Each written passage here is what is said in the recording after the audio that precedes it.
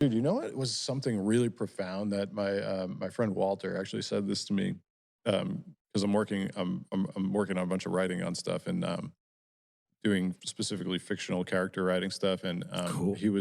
I was talking to him about it, and something that he said that was I just thought was very profound is that people ca people who are watching, in this case, movies, but you could apply it to anything, Mhm. um, are always the most, um what's the word I'm looking for? Drawn. Drawn in when there's a choice for the character to make.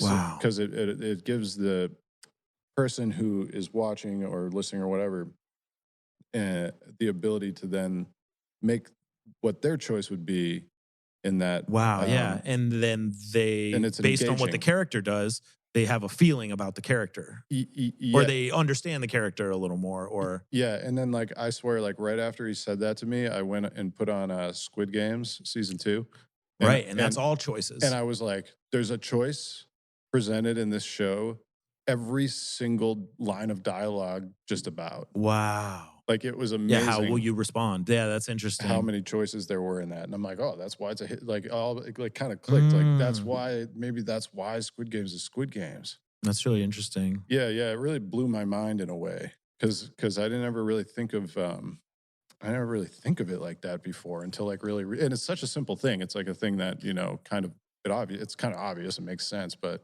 Right. when you're writing, sometimes if it's presented in a way where they're able to decide between black and white versus, they're just automatically leaning into going, going black or whatever, and then it's like